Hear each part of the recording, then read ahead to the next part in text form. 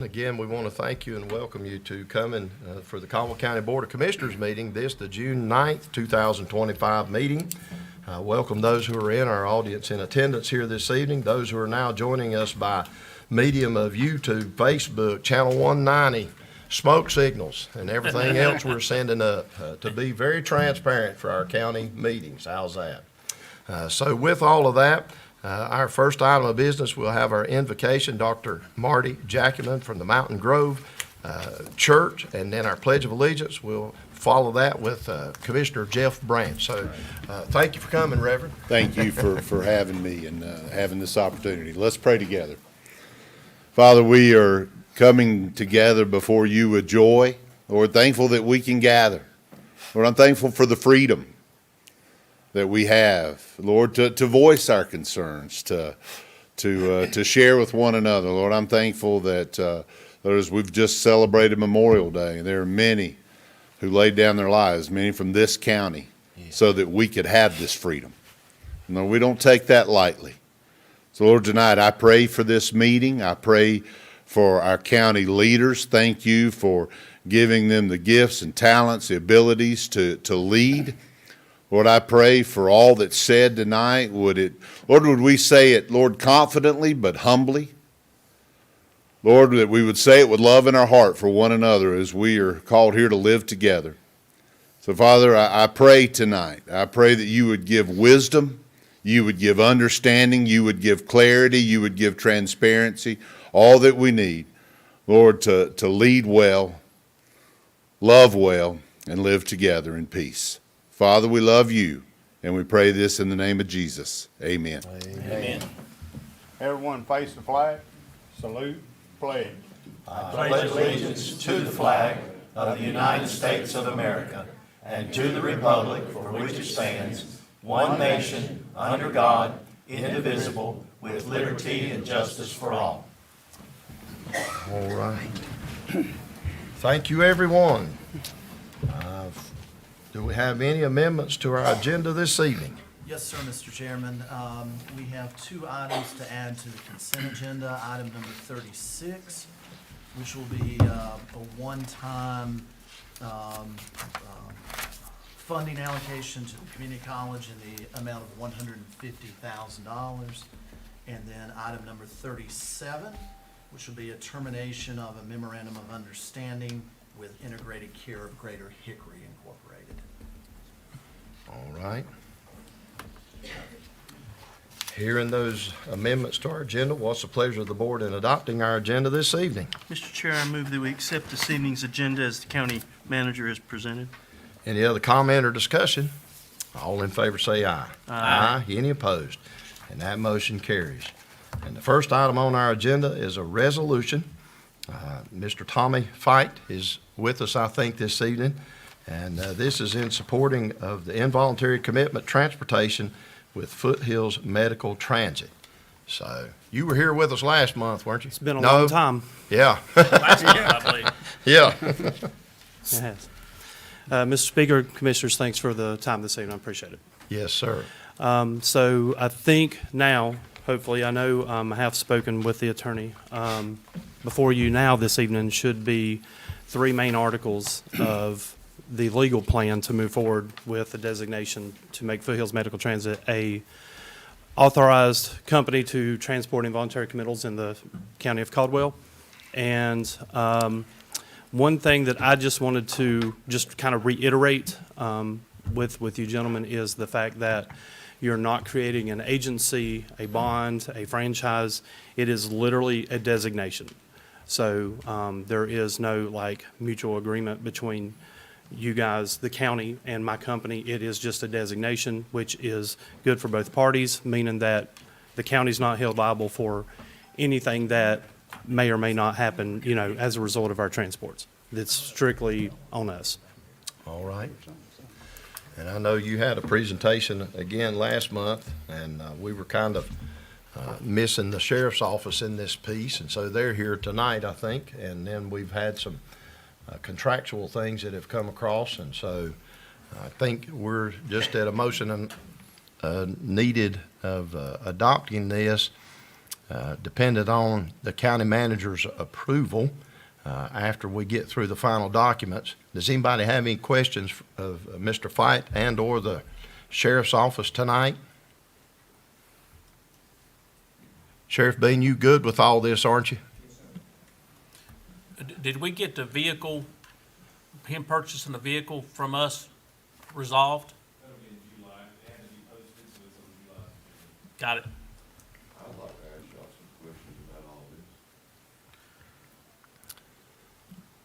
So, I'm sorry.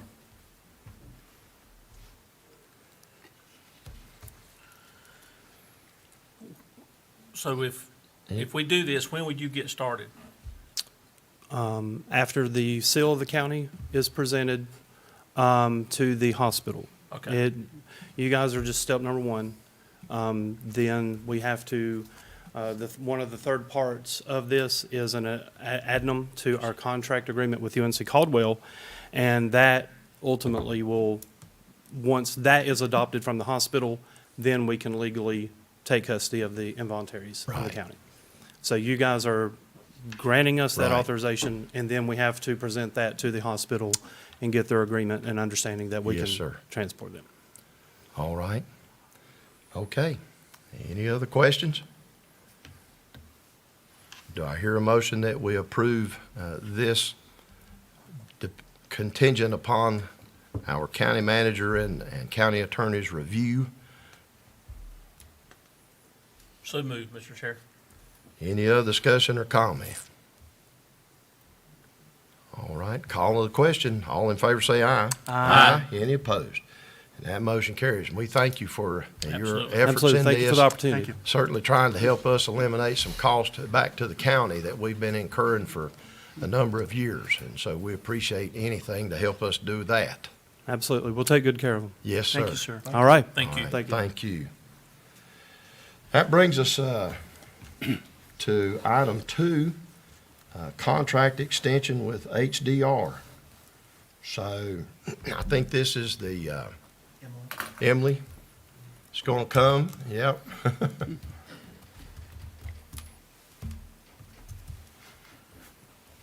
The lady did- with all the answers. You didn't make Barry come tonight? No, y'all know Barry. So the extension for HDR, as you guys know, we've had the tank project going on for quite a while now. So the extension is just to cover our, the extension of the project. So Phoenix is the company that is building the tank. They got behind during Helene. They got deployed to other parts of the country, well, other parts of the state, to repair some infrastructure there, which put us behind with them. There is going to be some recoup of those costs with a per diem. It's $500 a day. So as of right now, we have another meeting with them on Monday for an updated timeline. We're looking at the first part of August for that to be completed. So our original completion date was May 4th. So from May 4th to whatever completion day is, that's $500 a day that will recoup those costs. And that will more than cover the extension for the HDR contract. Okay. Now, is this contract extension also going to look at our other, we had some issues during the public work sessions about water distribution, the water system as a whole, looking at that to maybe highlight or get some areas that we could loop together to increase pressures. Isn't this HDR group the same group that It's the does same that? group, it is, but this is just for the, Okay. just for the tank project. But we were going to pursue. We are, yes. Perhaps I've talked to them contracting about with that, them. so yeah, Okay. that's coming down, yep. Okay. Yep. All right. And we did get a photo today Yeah. of some activity going on Oh, there at the really? tank, and it's actually in the air, looks like. Yeah, I hadn't been out there recently, but they say they've got it almost ready for disinfection and for paint. So Okay. we're getting there. It looked good to me. Yeah. I'll see it every Sunday. Have you had any more noise complaints? That's right. All right. So, Do I hear a motion that we extend the contract with HDR and the completion of this tank?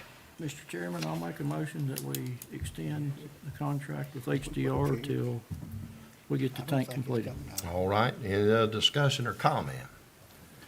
All in favor say aye. Aye. Any opposed? And that motion carries unanimously, so Thank thank you. you, Emily. And next, the item that everybody's here wanting to talk about tonight, and that is our 25-26 fiscal year budget. And our interim manager, Mr. Wayne Rash, will have a presentation about where we're at today. Mr. Chairman, Commissioners, we're here tonight to discuss a budget. It's the 2025-2026 proposed budget ordinance. It's a total of $130,565,746 budget with a $105,202,133 general fund appropriation. The couple of highlights from the budget, we went over some of these last month as we presented it. Increases funding for public safety. This budget continues our investment in Caldwell County Schools and the Caldwell Community College and Technical Institute. Even in a difficult budget year, we've increased our investment in the education of our next generation. The proposed budget cuts the tax rate significantly. This year's property reevaluation resulted in increased property values for many of our residents. This budget seeks to offset that increase to the greatest extent possible while maintaining revenue for needed services and avoiding future tax increases. Additionally, reducing the tax rate will lower vehicle taxes for our citizens as well. The budget contains a continuation of the merit program for county employees. This program rewards employees for performance and has been a great success. It also contains over $2 million in capital investments, and this includes funding for new patrol cars, ambulances, and new voting machines to make elections operate more efficiently.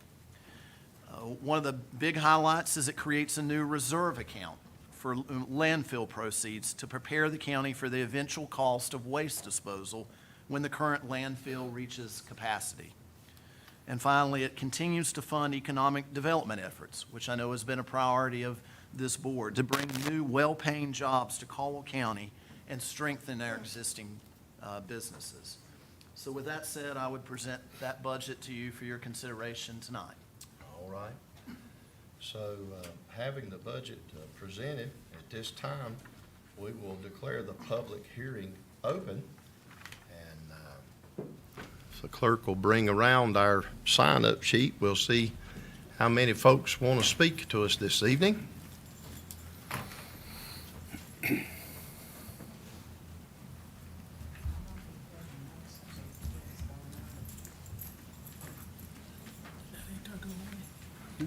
Thank you. All right, and it appears we have one person signed up who would like to speak, and again, it's Patrick. So, come on up, sir. No, I still hear it. I've got a quick question on the tax thing. If you double our taxes on our house and you only drop it, 11 or 12 cents, how are we saving a dime? Because you doubled the price of our land, so dropping it 12 cents, that's still a 38% raise. Point taken, sir. Yeah. So he just got done saying that it was lowering our taxes. In return, you just admitted it raised our taxes. So what is it? I'm just admitting you've got a good point. We're not here trying to raise your taxes this evening. It depends on how much it depends on how much your property increased in value. My property tax increased double, so even dropping it 12 cents, you're not saving me a dollar.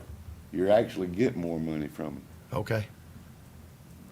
I mean, so, and why do we need a new landfill? If we quit taking everything from everybody else in the state, our landfill wouldn't fill up so quick. Especially with contamination. I mean, I live right down the street from it. I don't want that contaminated stuff that close to my house. I didn't move there to see contamination come in.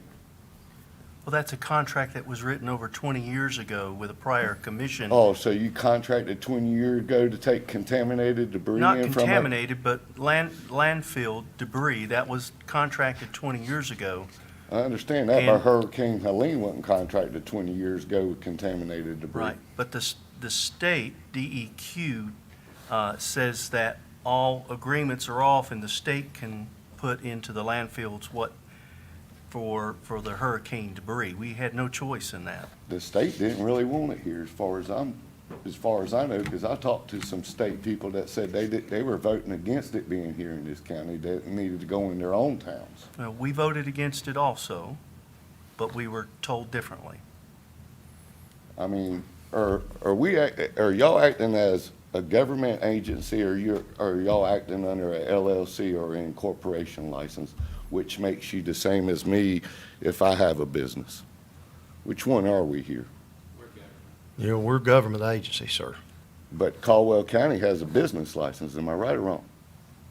We got a government license. Okay. I mean, so the cop car, the patrol cars you talking about replacing, don't they already have new ones? They've had for a little while that they're just now starting to bring out. So if they've already got patrol cars, why do we need to buy more? Well, sir, we have a mile program with those vehicles. Wait. And in '23 and '24, we couldn't purchase vehicles because of supply chain issues, and Ford wasn't making those Explorers. So therefore, a year and a half, we didn't receive any cars. So we miled our cars to, I think it's 125 or 140,000 miles. You know, we think a lot about public safety, and so this year, we basically had to double up on the cars from last year and going forward. I mean, for us to say we're going to get those cars, it's probably going to be a year to 18 months before we even get those cars, because they're so far behind. But I want to make sure that if you call 911 and you need a deputy, that they can get there without the car breaking down or anything else. So we need to make sure that they have good, solid vehicles that are provided by the state contract, and we outfit them locally in Statesville, so we don't go out anywhere. But that's just something that we got caught in because Ford wasn't making those vehicles through 23 and 24. We got some, but not what, we mile out about 8 cars a year, roughly. I get it. And so 2 years together, that's what that is. That's plain and simple. I mean, you know, we went to a black car, so it's cheaper. We went to a hybrid car, so it saves money on gas. I mean, we've done a lot of things just within the sheriff's deputies' cars, but I'm going to provide them with a good piece of equipment because they're putting their lives on the line every single day for each and every one of us. I do the same thing. And I'm going to do my best to do that for them. I do the same thing. Good. I mean, but I want to ask a question because I like to know, because I've been seeing new cars roll out regularly, and then I hear you're putting in a budget this year, so now, and I'm like, it don't make no sense when I've been seeing cars roll out. And as far as I know, all our city cops, there's no such thing as a city cop in the state of North Carolina. I can show you case law on that. And the deputies, you know, the problem with the deputies is all the deputies get paid by the county, correct? Except for one. That's the sheriff. His comes from the governor's office, so that strips his power, which in return, he's supposed to be the law of the land. And y'all should have on all state and county and your city call police cars need to have tags on front and back, even to do anything inside a courtroom against the public. You might say your citizens need to have one tag, but employees, government employees need to have 2. And these cars can't be ghost. They have to be identifiable. Well, we follow state law on what they are, and we outfit them that way, and so. So does the state law? The county doesn't have anything to do with the city of Lenoir, town of Hudson, Sawmills, any of those municipalities. We don't have anything to do with it. We're Caldwell County Sheriff's Office. And the sheriff does work for Caldwell County. He's elected by the populace of Caldwell County, and he serves at the pleasure of the people. But it gets paid through the governor's house. No, sir. No. He is paid through county tax money.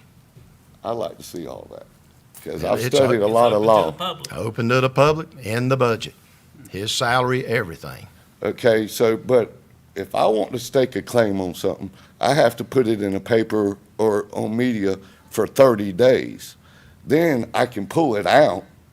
Yeah. Then I gotta leave it for 30 more days to see if anybody rebuke I'm- it. Why do y'all get 10 days and that's all we get to rebuke what y'all do? What Yeah. makes y'all better than us? Yeah, well, number one, I'm no better than you are, but I will hope say not, we're 'cause you put your following, pants on the same way I do. we're following the state law with what we do. So, and that's all we're governed by, is Does state state law. law in line with federal law? As far as I know, it is. So, All right. all right. Thank you. Don't seem like it. Sounds like there's some conflict of interest going on. I see it right here. All right. So he is the last and only one that signed up to speak during the public hearing portion of our budget here this evening. And so I'm going to close the public hearing. And I've got a statement I'd like to read that I wanted to present this evening. So if you'll bear with me. But first of all, I'd like to thank my fellow commissioners for the time and the effort that we've each one put into reaching the point that we are tonight in the adoption of this 2025-26 budget.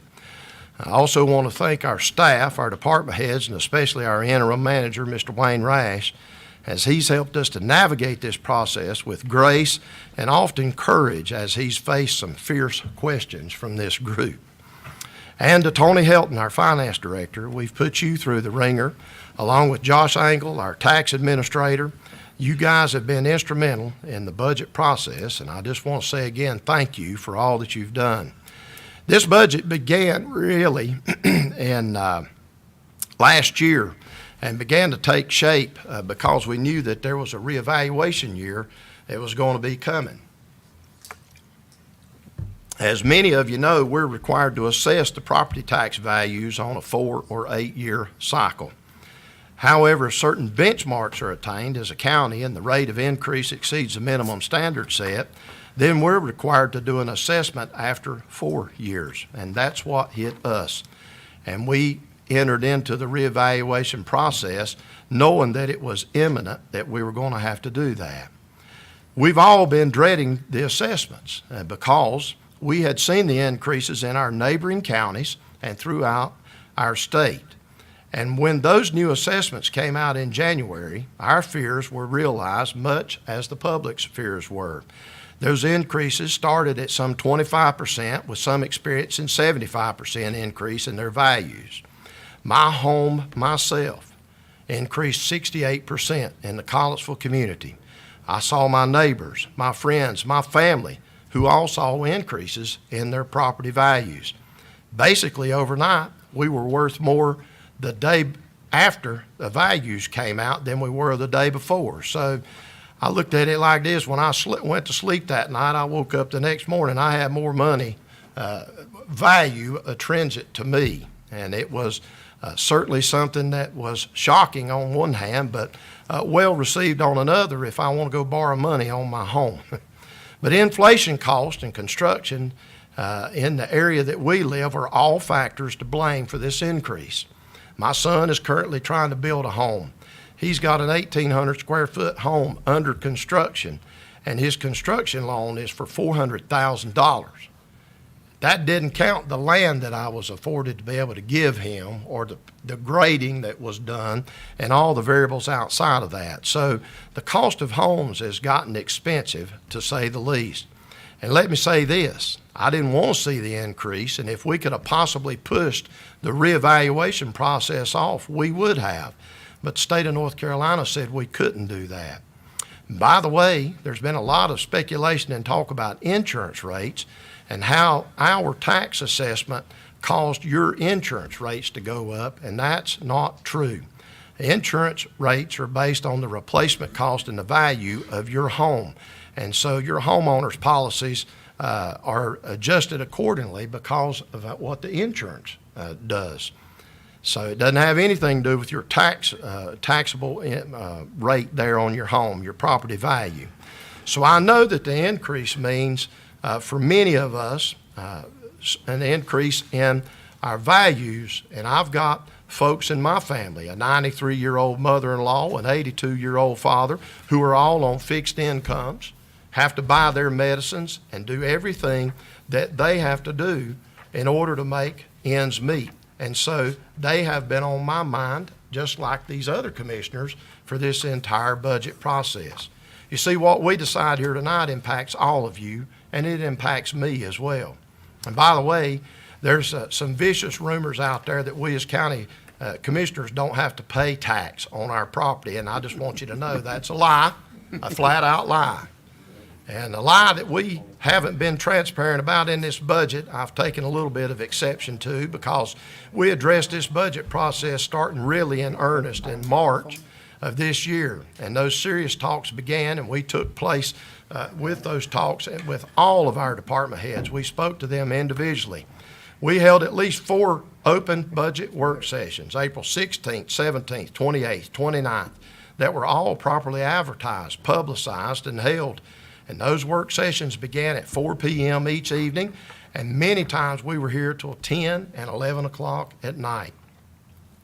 We did that so our staff who were meeting with us could allow us to have a better understanding of their requests and their needs, and so you, the public, could be a part of those important meetings. Some folks chose to show up, others didn't, and it was an interest from a few that were here, and we were so appreciative of that.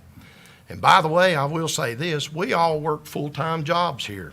I was on my job this afternoon until 5 o'clock and rush over here for this meeting. And so I do take it very seriously, especially when I'm giving up nights away from my family to do the county business. But that's what I signed up for, right? And that's what I wanted to be a difference in this community. Again, everyone was invited to be a part of that process. And so we are trying to be as transparent as we could and bring those discussions out to the public so they could be a part of the process. Many keyboard warriors in our land currently have a different opinion, and I just want to say that I truly feel we have been as open as anyone could be. Now, some requests were made, and we had to say no to some of our department heads. Some requests are beyond our control. Health insurance increased, state mandated retirement expenses for our employees, federal tax, Social Security, all the benefits that are required to supply our 587 full-time employees that work for Caldwell County.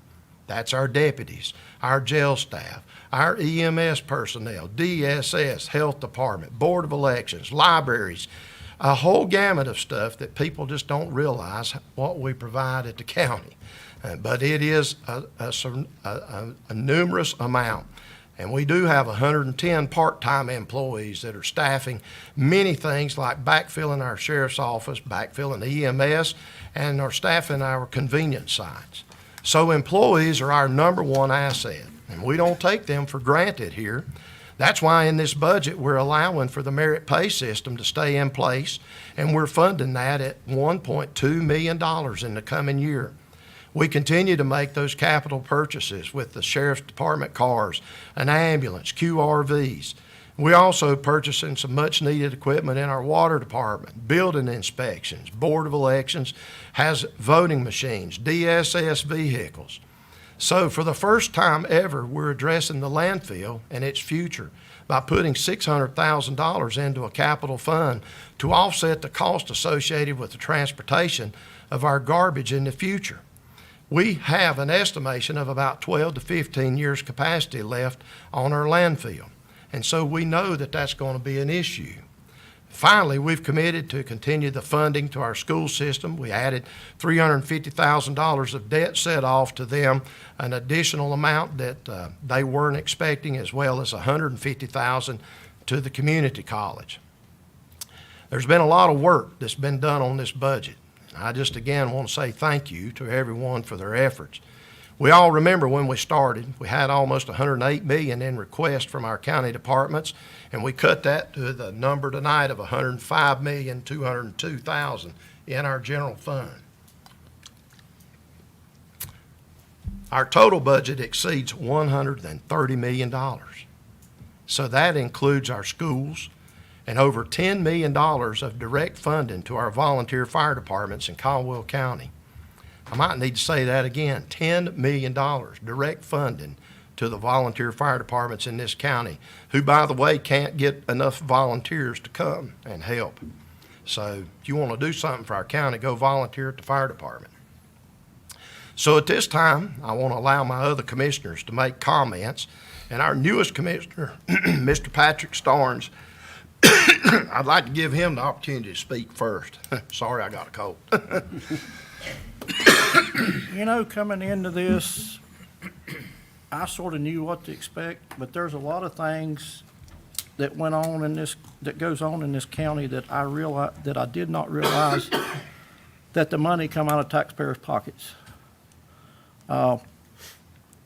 We have done as a group, and like I said, I don't like the numbers no more than anybody else in here. But we have done everything that we know to do to provide the services that the people in Caldwell County need. We could cut more money, but when we do, we're gonna be cutting services. And with a taxpayer at hand, which who's ever out here, I don't think that's what none of y'all would want. I know it ain't what I want. And we've just tried to lay this thing out to where things are run smooth. And, you know, we can continue on and try our best to take care of the people in this county. Other than that, I mean, it's been a privilege to go through this, but it's not been an easy process. It's like the chairman said, they've been people we've told no to that I will assure you they didn't like the answer no, but, you know, sometimes you just got to say no. And we're going to continue working on, even though we're going to make a budget, we're going to continue on stabbing at what we can cut and what we can't cut, starting tomorrow. And that's something I've always valued. You know, the value of a dollar means a lot because that's what it takes for us to live. And it's in our hands to try to protect y'all and do the very best we can for y'all. So, being that said, Mr. Chairman, I would like to make a motion that we set our tax rate at 49.75 cents. All right. Anybody else like the opportunity to speak this evening? And I will tell y'all this, based upon that number, I would like to be below revenue neutral, Mr. Sanders. But the whole problem with this is, I mean, we can drop it down to 30 cents, but what's going to happen, we're going to come back in here next year and say, we're going to have to add 25 cents to it to get back to where we're at. And the whole goal is to maintain that number through this whole process of the next 4 years without having to come back to the public, because I will assure you, I don't want them to come back to me. I'm done over that hump, and it's just not a good situation for nobody. But like I said, is what the chairman had said, the problem here is where I thought we had control of, the state tells us what we're gonna do and what we ain't gonna do, and we gotta find in the middle of it. And that's where we gotta end up at. All right. Anybody else? Mr. Chair, I appreciate what you said, some great words, and Commissioner Starnes, very, very eloquent, very good. And each one of them, Commissioner Branch, Commissioner Potter, we did work very hard. And I've been through several of these budgets, and I said it from the beginning, this one was definitely the toughest one that I've had to deal with, especially with the amount of increase. I too, my home went up 68%. My father's home, 85 years old, my mother passed away a couple years ago. He's on a single income, and his property from Joyce and Church Road there in Lenoir city limits, so he's got city taxes and county taxes. His went up 57%. So I get it and I understand. And I understand what's going on out there. I think this is a good budget. I think that we've addressed a lot of needs. We've taken care of public safety. We've taken care of the schools, the college, the lower vehicle taxes, which that will surprise you, that those revenues will drop with the lower vehicle tax. We've kept the merit increase. We don't do COLAs across the board any longer. It's more of a merit-based system. So if you do a good job and an extra good job, then we're going to reward you. And I think the employees appreciate that. Again, the patrol cars, we've talked about it before. We want to provide good public safety for our folks. The ambulances, it's amazing what an ambulance costs you now. And we're actually reboxing one to try and save money. The EDC, the landfill, and infrastructure. The only catch I get with this budget is that I said from the start, from our budget process, I wouldn't go any more than a little bit over revenue neutral, and I'm staying to that. I feel that we can be a little bit better on our tax rate, but I'll respect the wishes of the board this evening, but that's where I'm at. It's a good budget. I just wish I could get there, but I think we can do better. Thank you. All right, yes, sir. Mr. Chairman, I will echo everything you said, and Commissioner Starnes and Commissioner LaBrose. I think this will be my 12th budget. And it's been very difficult to try to figure out how we maneuver through this process. It's a very complicated, as Commissioner Starnes mentioned, it's a very complicated process. If the general public only knew, you know about a small portion of what you see, you understand it. It is a very complicated process. When you take in the state, the federal government, all the different avenues that funding comes to us. And overall, I think this is a good budget. I think we've worked hard. I think there was some difficult conversations with some staff. We're going to have some more conversations, like Commissioner Patrick Starnes mentioned. And we're not done yet. I think there's areas that we can continue to look for opportunities to find ways to save money. The one thing I've struggled with is I understand the need to not want to have to deal with the tax increase going forward. The only thing that I don't like about this budget is the fact that we are putting in merit increases, but merit increases is not helping. It's not stopping our problem. It's making an attempt to stop it. But we're one of the lowest, if not the lowest paid counties in the region. Our staff work here because they want to work at home. They want to work close to home. They work here because their families are here. They don't want to leave Caldwell County. That's why they're here. Most of these people, if they had an opportunity, they would leave because our pay is just not up to par. The merit increases help a great deal. They really do. But they don't solve the problem. They're just a solution to the problem, right? We got to peel the onion back and understand how the pay scales work. I was told today that Alexander County did a 12% COLA. I was told that Lincoln County did a 7% COLA. 100% understand how we look at COLAs. While COLAs do reward some underperforming employees, we don't have that many underperforming employees. But what COLA does is it moves our pay ranges. And what happens, our base pay, right? So if you're not proactive with this, it keeps us from being, to be able to recruit. So when you have an opening and we go and you apply and you advertise for this opening, we don't get applications in because our pay scale is too low. Merit helps the person that is already here, so it does help in the retention part of it, but it don't help in the recruitment piece of it. So while I think this is a solid budget, and I think the commissioners have done a wonderful job and staff's done a wonderful job, that is the only element that I wish we could have done a better piece of. And I hope that we'll continue to look at that.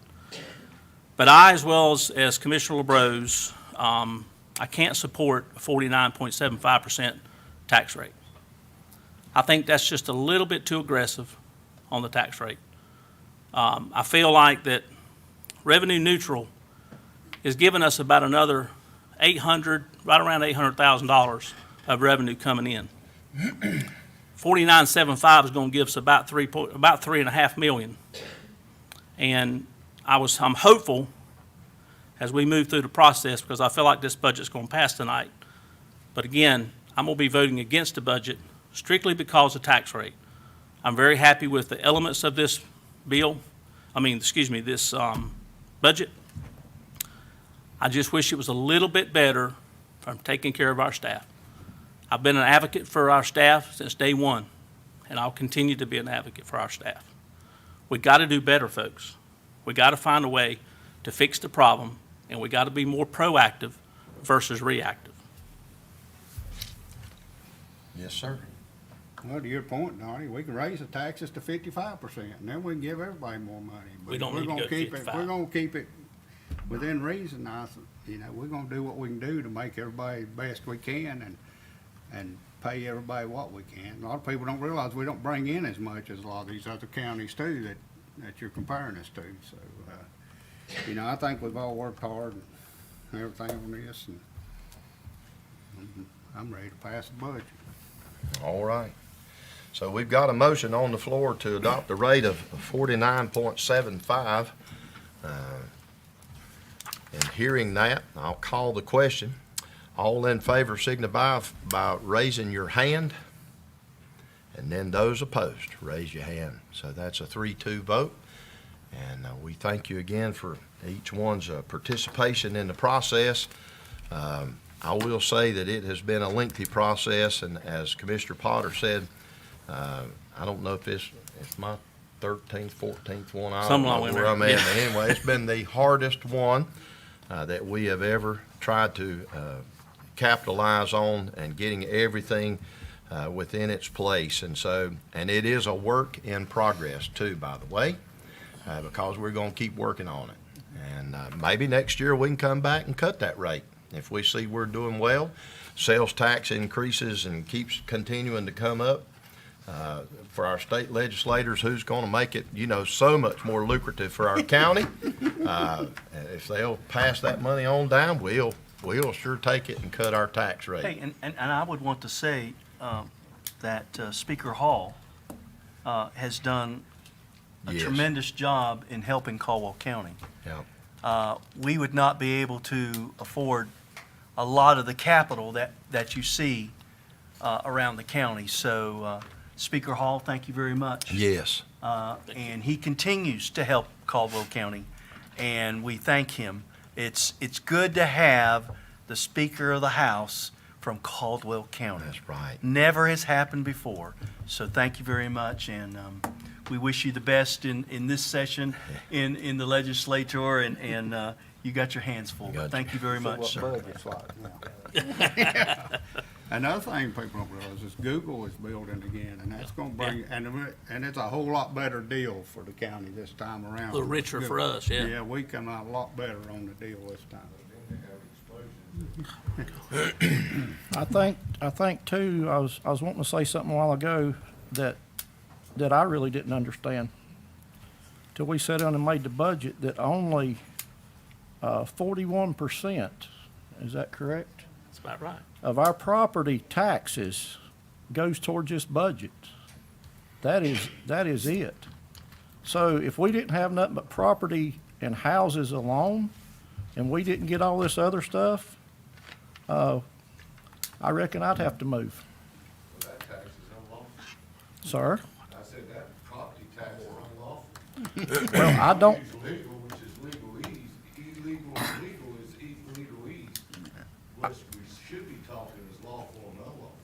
I don't, That's by the Constitution. I don't say that I disagree with you, sir. All right. Well, we got to move along in our. What are doing with that $600 that y'all gonna take in? What you gonna do? Sit in a banking account and collect interest? We're going to move along with our meeting this evening, and our next item on the agenda is approval of our fee schedule and a resolution and, for that. So, Mr. Rash. Mr. Chairman, Commissioners, Commissioner Starnes is right that only, less than half of our budget's made up of property tax. And you would think that that is a whole lot more than that. But one of the other very important components to our yearly county budget is, of course, our fee schedule. And there are, for many services provided by the county, there are fees attached to that. Some of those are statutory.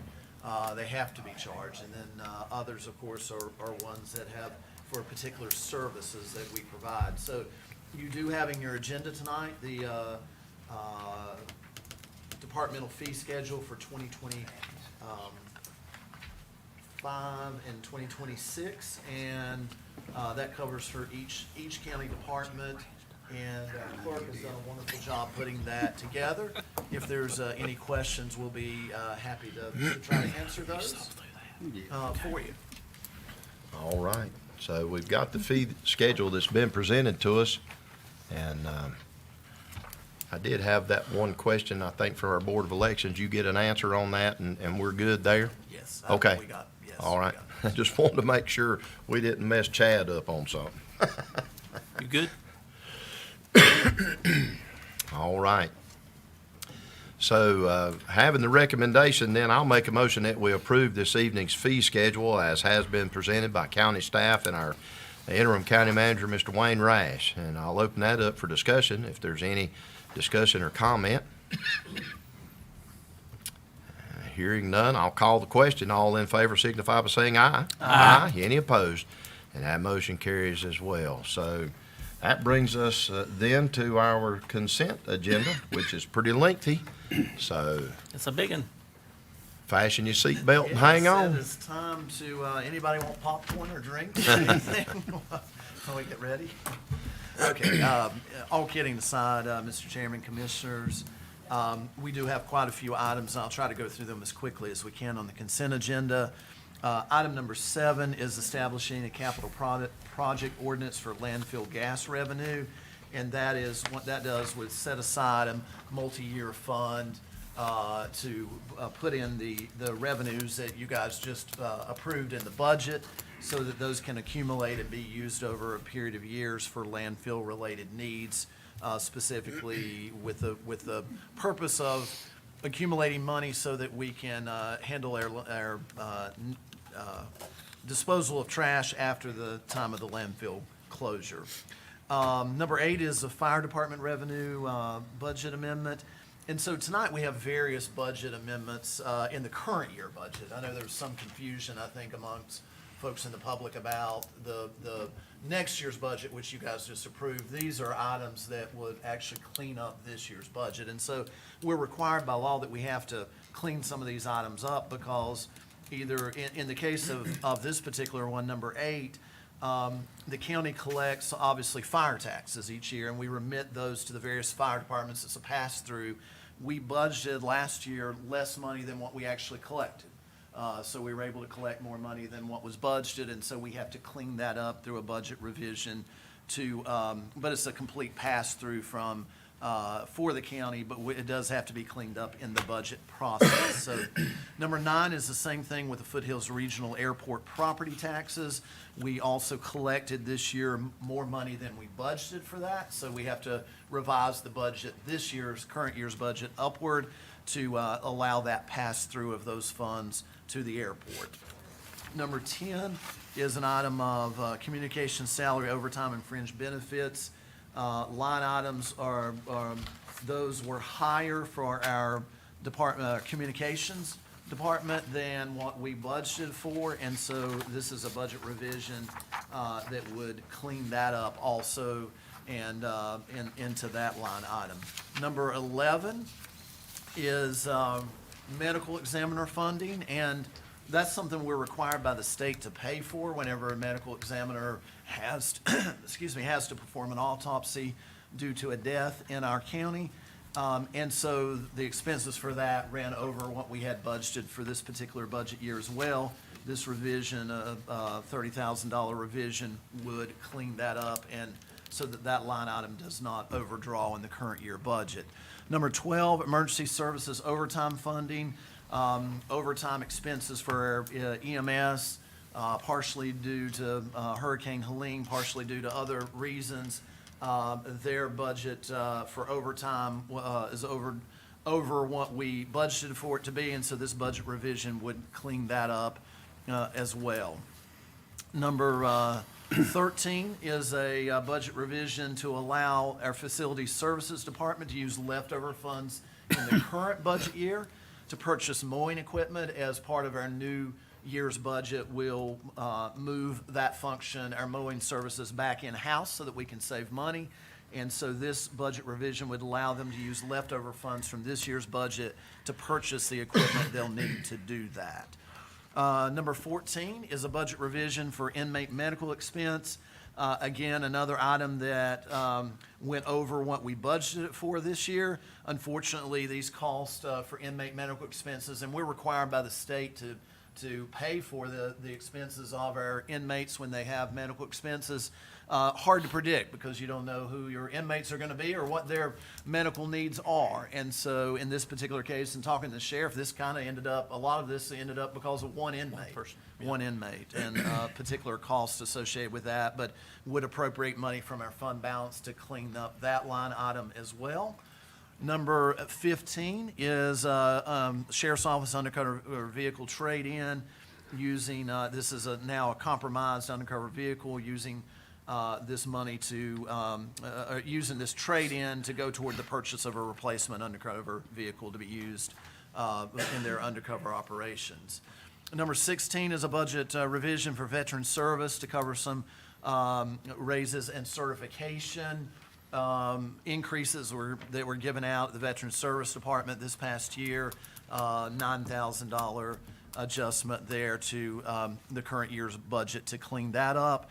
Number 17, Sheriff's Office approval to apply for a grant, and that particular grant would be for the use to replace mobile data terminals in their civil division vehicles. And so there's no, it's a zero match grant, there's no cost to the county, but they do need your approval to apply for that grant. Number 18 is a SMART program debris removal agreement. There was some discussion tonight about debris removal. One of the things, that's been very costly to our county, county funds to pay for the roadside debris and the what's called PPDR, personal property debris removal. And so this particular agreement would move those functions to the state, and the state would take up the cost of those, so the county would not incur additional cost in those. And also, as we begin our waterway debris cleanup, it would cover the cost. The state would take on the cost of that. They would be applying for the reimbursements through FEMA and cover the cost until that time that FEMA it reimburses those. So we need your approval to execute that agreement. And then number 19 is a budget revision for debris removal. Again, another thing to clean up this year's budget. Our costs for hurricane debris removal we've continued to have those costs, and so we need to put money into the budget to be able to expend, to pay the bills for those things that have already been incurred. That money, of course, we expect to be 100% reimbursable through FEMA and the state. But however, we do have to wait on those reimbursements. And so this budget revision would allow us to expend those funds while we wait for those reimbursements from FEMA. Number 20 is a revised MOU for opioid settlement funds. This resolution, what we discovered in going back and looking at this is the board approved in November 2024 the position of a recovery court coordinator out of the opioid settlement funds, but it was never authorized, the spending. So this resolution authorizes the spending to pay for that position. So we need to clean that up before the end of this budget year as well. Let's see, number 21, Economic Development Advisory Committee appointments. It is that time of year for those appointments. The Economic Development Advisory Committee recommends the reappointment of 5 individuals: Ronnie Setzer, representing the town of Cages Mountain; Jimmy Harrison from Caldwell County; Mark Tranzu from First Citizens Bank; Janet Aiken from Aiken Development; John Blair from Skyline Bank; And then there are 2 open industry board seats, and the recommendation is Charles Shell from RPM and Jason Wingate from MDI for those 2 positions. Item number 22 is a resolution lifting the hiring freeze that was put on back in February of this year. Item number 23 is the approval to sell 2 Easy Carts from our Board of Elections to the Watauga County Board of Elections. Easy Carts are not to be confused with Easy Go carts, which are golf carts, and we had that question. If that's I what was that's trying to all- figure out why we were selling golf carts. These are not golf carts. These are basically racks on wheels that are used to transport election equipment. And so those 2, Watauga County has an interest in those, and they're surplus for us. And so this would allow the sale of those to the Watauga County Board of Elections. Item number 24 is approval to advertise Water Department vacant positions. They currently have 3 open field positions. And then item 25 is approval to advertise full-time and part-time library positions. Currently 1 full-time and 1 part-time library assistant positions that are open. And they'd like to fill those, obviously, before the summer rush comes in and their summer reading programs. I'm getting a big nod of the head from our library director there in the back of the room. And number 26 is approval to fill vacant full-time paramedic positions, and this is 2 vacant positions. One is being filled because of a retirement, the other is because of someone that left the agency. So that's, would fill those 2 positions. Item 27 is approval of the Village of Cedar Rock fireworks display.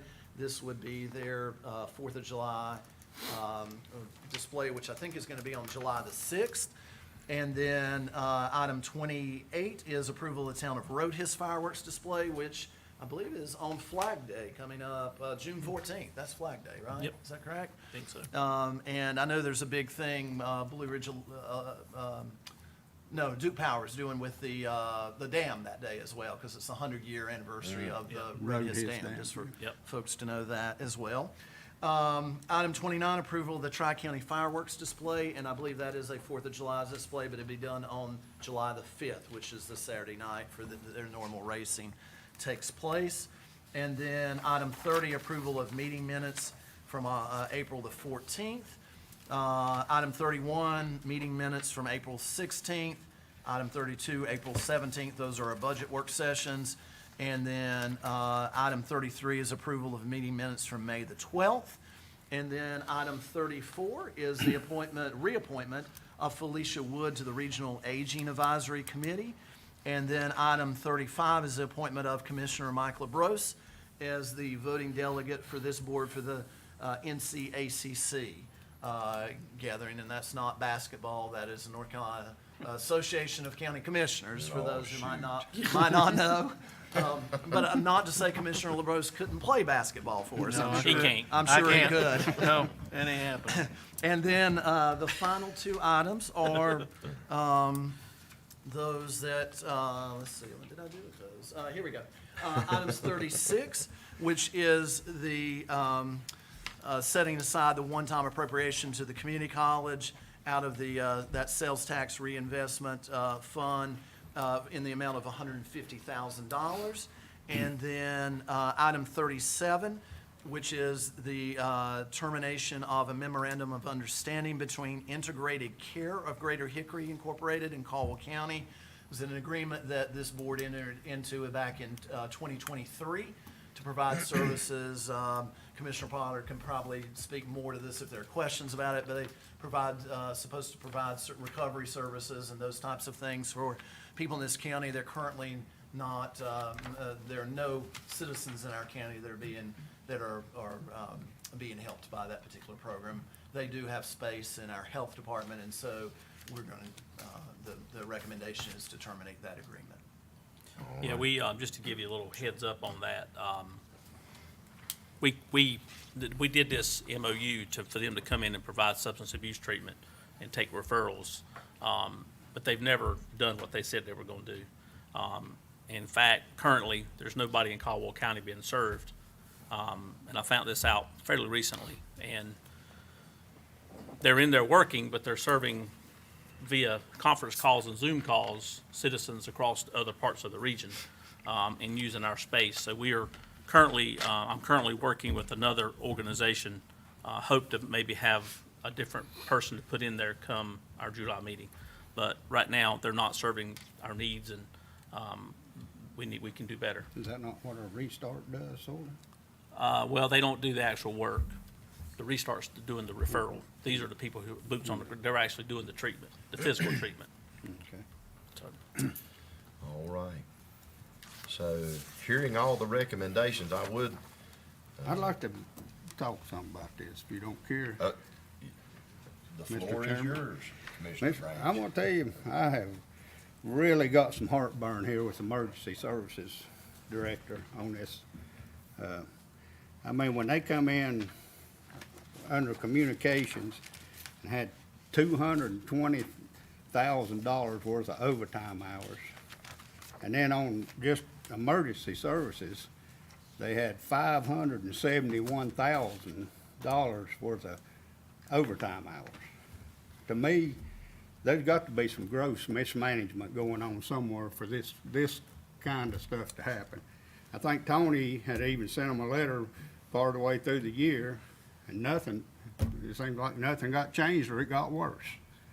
So, you know, I'm gonna make a recommendation that we cut at least $300,000 out of EMS's budget and make Trevor Key just over, EMS and see if he can manage that, because right now he's not doing a damn good job at this. But this is, $750,000 in just overtime hours. That's not acceptable to me, and I don't think it's acceptable to anybody up here, is it? I mean, how can you justify that?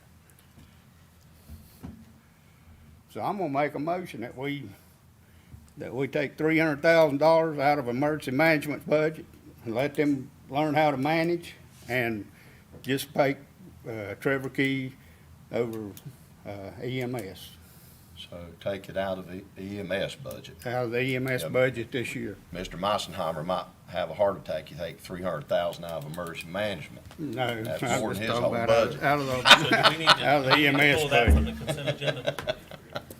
I don't know. And do you need to separate the? Yeah, let's funding do and that. And the position? Yeah. Is that what you would, separate the funding and the position? Keep Yeah, them it's two separate? different motions. Okay. Yeah. So let's remove, what item is that? 12. 12. Item 12, the emergency services overtime funding. We'll take, I guess we need a motion to remove item 12 from the consent agenda, and then a motion to accept the consent agenda as has been approved.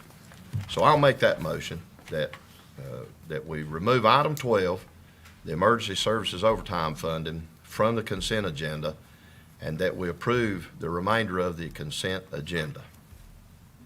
Does that make I'll second. sense? All right. So all in favor say aye. Aye. Any opposed? And that motion carries. And then that brings us to a discussion that we're adding to our agenda this evening about the emergency services overtime funding. And Commissioner Branch, if you'd like to restate your comment or your motion again, then we can vote on that motion. I'd like to make a motion that we, delete take away $300,000 out of the, EMS budget this fiscal year, and let them learn how to try to manage money. All right, so hearing that motion, any other discussion or comment? I would just ask, County Manager, what kind of thoughts do you have to kind of put in place to take care of this, to help EMS, and other departments? I mean, it's just not EMS, but what would you think would be helpful to help them do that?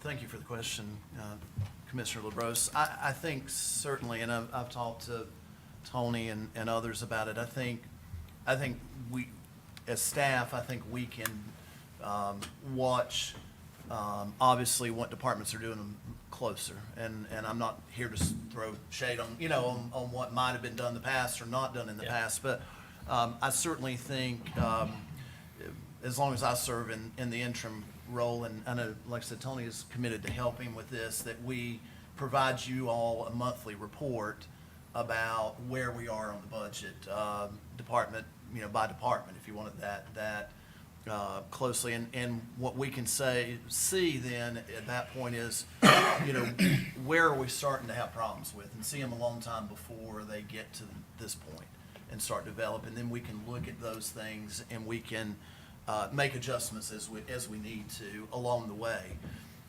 Certainly think that would hopefully keep us from getting in this type of position again.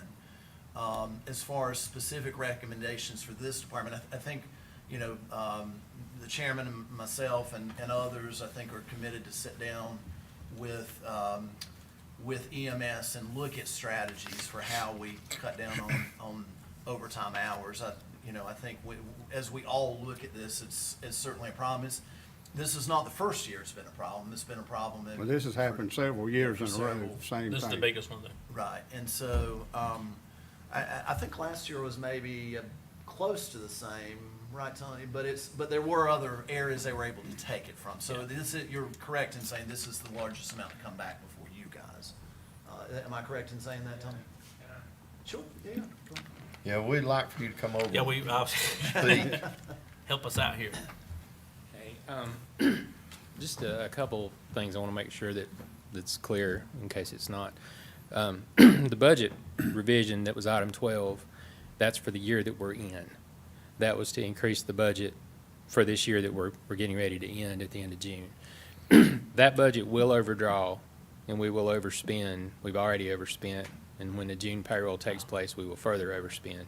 So if we do not adjust our budget to allow for that, then when the auditors come, they'll see that we've overdrawn our budget, and that's going to be an audit finding. So I would encourage you to approve that money, since it's too late to not spend it. We got to pay people what they've worked. So that's one thing I wanted to make sure you Well, understood. that wasn't what we were saying. I'm saying take it out of next Right. year's budget. Okay, But that I makes think we more took- sense. I think Yeah, his we've point, we removed took it off it, the so agenda. we'll have to go We're gonna back have and to go approve back that. and Right. approve Sir. that. So thank you Because for the cat's clarifying us. cat's out of the bag at this point. Right. Yeah. The other part, just a question for the attorney, really. Once you've approved a budget, can you amend it this quickly, or does it have to be in the July meeting? 'Cause As a general matter, you just have a new budget amendment ordinance that can be adopted Okay. with a simple majority. Okay. I frankly, never had one amended this quickly. Right. So 20 minutes is probably a record for amendments, so. Yeah. Leave it to us. Give me a second and let me just confirm that. But I think, as a general matter, it can be amended at the meeting that it's put forth as to an amendment. Now, the only question that is, I know there's some procedural requirements got to be followed for the budget ordinance itself that you adopted today. It's got to be posted and all after they adopt it finally. So Right. let me take a look at the statute real quick. But I'm thinking I remember from my classes that once you pass a budget, you can't amend it until the new year begins, but I could be wrong. yeah, I don't think that's the case. And the other option the board has, I assume none of the funds that, let's see, we're in June now. Certainly not all of the funds that y'all appropriated to that fund are going to be spent before your next meeting. And it may be that, to give you some time to take a look at that, and me some time to take a look, you take this up in July, but that's up to y'all. Obviously, they're not going to spend the whole amount. I don't want to take it up no later in the day. If you give me a second to look there. The other thing, just going back to what Wayne said a few minutes ago about our reporting, I send you the key indicator report every month, and I could add another page to that shows the salary information. It could show overtime and salaries. I could show you each department's budget, and I could show you what 1/12 of that is, and then what's been spent that month, and just it would help you stay on top of it. That's the thing I regret the most in this whole process is we didn't. Well, this was a surprise, but to most of us, I think. Yeah, I wish we had done that differently. I think that'd be a great idea. Yeah. We could certainly do And that. I will say this, I gotta think about how I want to say this. I want to I don't want to place all the blame on Trevor, because I think, at the end of the day, Trevor's a young manager, new manager, inexperienced, and we as a group need to be more aware of what's taking place in that particular area. And I'm okay with trying to figure out a way to solve the problem. I think one of my biggest concerns is if we pull too much, I don't want us to get to a point where we're taking trucks down because they're too worried about overtime. You know, I hope we don't get to that point. So I don't know whether it be you or maybe Jimmy or somebody really needs to stay close to this, because I don't want to put a citizen at risk because, you know, somebody misunderstands, because you know how communication is, right? Time it gets down the bottom of the chain, no overtime, you know, and then next thing you know, you got taking trucks off the road. So we got to be really careful how we work through this. And I'm 100% agreeable with that. We got to fix it and get it under control. I just want to make sure we are careful how we do that. A couple of things that contributed to it, just for clarity's sake, we shifted a good chunk of our employees away from a 12-hour shift schedule to a 24-hour shift schedule. And the way that works out, on the 24-hour shifts, you work more overtime hours than you do on the 12-hour shifts. So to make the same salary on the 24-hour shifts, you would make less per hour than you do on the 12-hour shifts. But when we made that change, we didn't lower anybody's hourly rate. So in effect, everybody who went back to the 24s got a raise. And that's a factor in this overdraw. Now, certainly it's not the main factor, but it's part of it. $750,000. No, we're not, clearly. Well, and The other thing is that the budget that we're working with this year was developed by the previous director. The new manager was certainly aware of the budget, and I had discussed with him that it was in trouble, but it's not a budget he developed. So in my mind, that sort of gives him, not a free pass, but it gives you some understanding as to why he's struggling with it. It's not a budget that he developed. I think there was some confusion last year because we had expanded to where we were going to provide service at Blowing Rock Fire Department, and there was supposed to be extra staff included in the budget for that, and I don't think that got included. So that, not saying there's not area to be concerned, there certainly is, and we do need to do what we can to fix this, but it's not as egregious as maybe it sounds on the front end, because there are some factors that mitigate it. However, Maybe with us making him just over EMS, he'll have time to maybe do some of this and stuff, because right now we can't go like this every year. Every year it comes in like this. I mean, just outrageous, over more and more. I mean, you can't, there got to be a stop to it sometime or another. Do we get any of this money reimbursed back over time you're talking about for the storm stuff? Do we know how much of that's going, because that's going to mitigate some of it, right? well, It ain't we gonna be as pulled bad. some of that out and coded it to the project. So this dollar amount don't include that? Yeah, that money's already been taken out. Okay. Suzette Bradshaw's been our person who's helping us with that, and we have pulled back. I don't have the exact number, but it's several thousands, maybe up to maybe 100,000 we've pulled out of this budget and put in under the Helene project. Okay, So, and we've pulled all the remaining money in EMS budget to offset some of this cost? yes. So there was nothing left? This end of is the day. this is what was needed after that process was Okay. finished, unfortunately.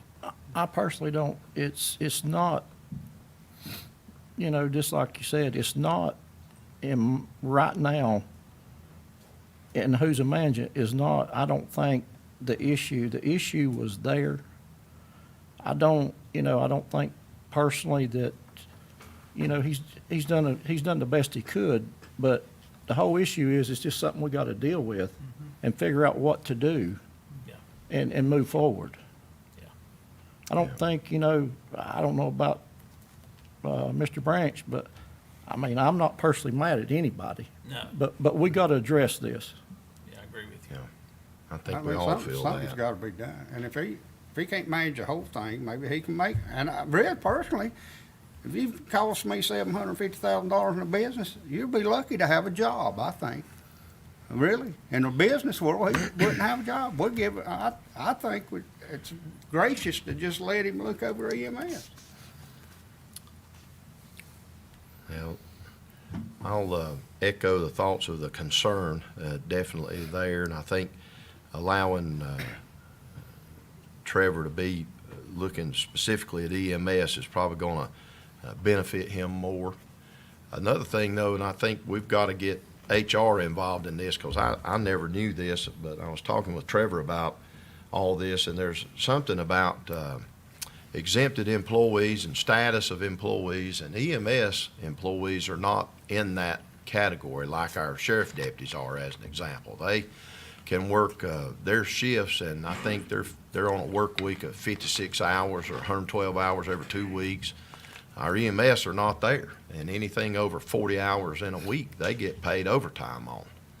And it may be something legislatively we want to talk about someday, to move them into that same category with our law enforcement, jail staff, communications. I mean, the whole gamut. It's like, but EMS is standing on their own, and anything they work over 40-hour work week. Well, they work 2 shifts in a week. That's 48 hours. So every week they're getting 8 hours overtime. That's a good point.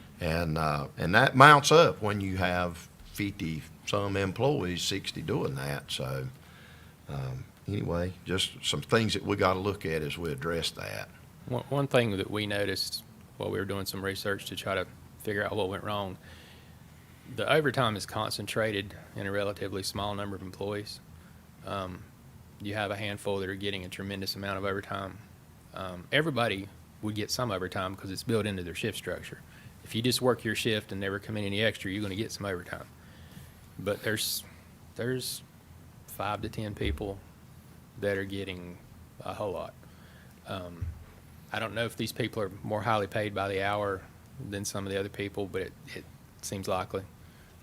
So that might be an area to attack it, is to try to find a way to spread that out, Well, use more part-time I'll people. say even with this 24/72 rotation, you could pick up an extra shift pretty regularly and not burn yourself out. So some of my fellow firefighters that are over there could certainly agree with that concept, because you could pick up that extra shift. And that's 24 straight hours of overtime when you do that.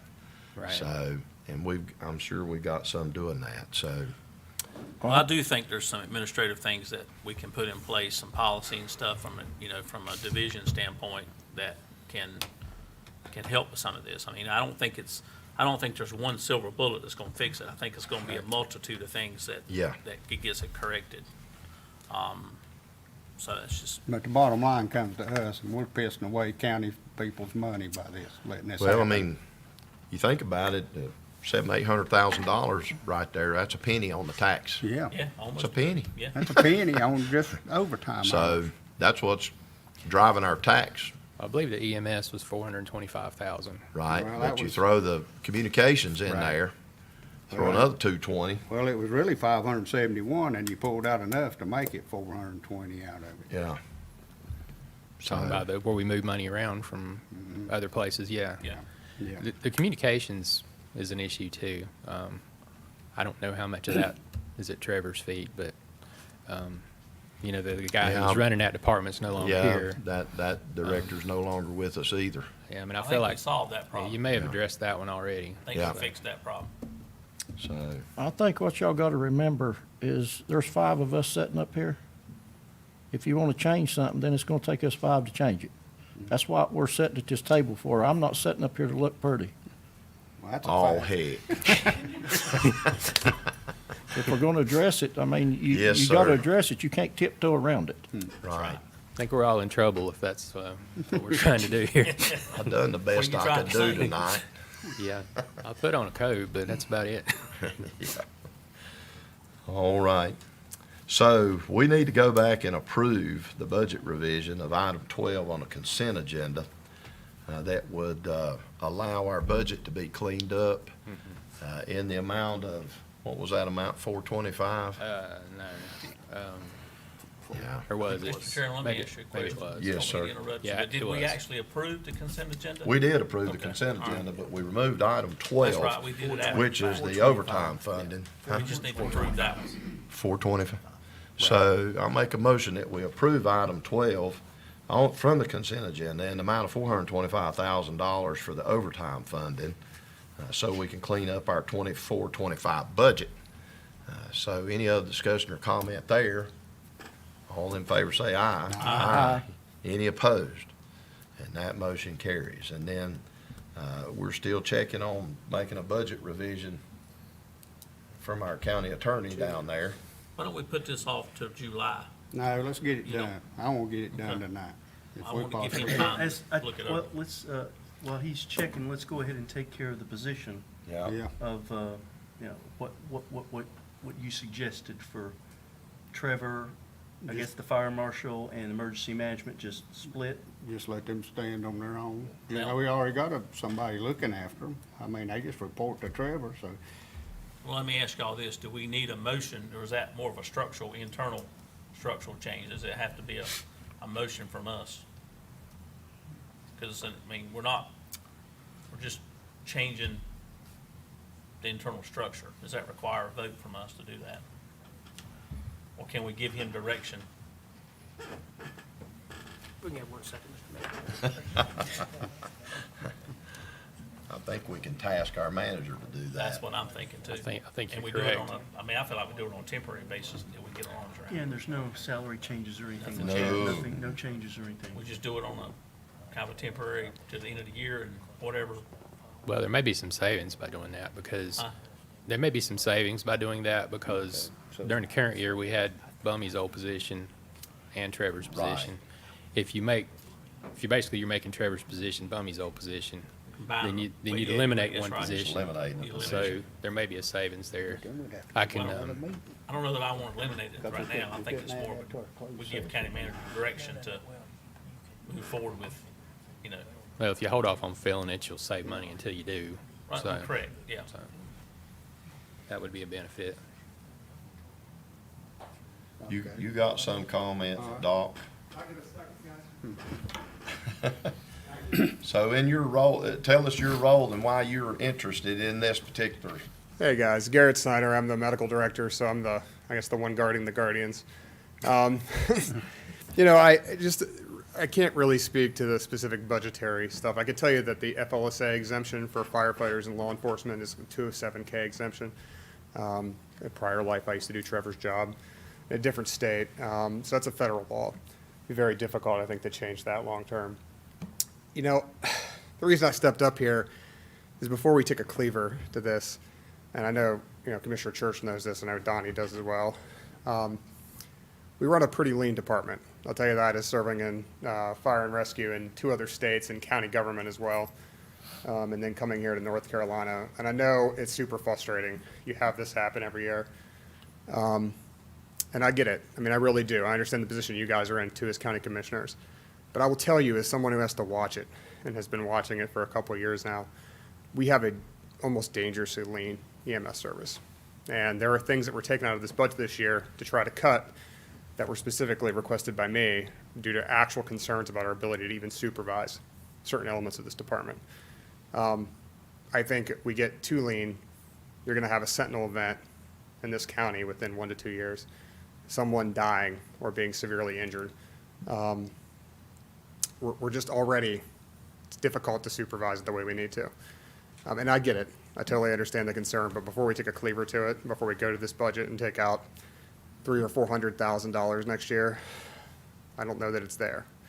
And I know that we were talking earlier about saying no to people. I mean, I was one of those people where there had to be no this year as far as a requested line item that I think was super important for the safety of the citizens of Caldwell County.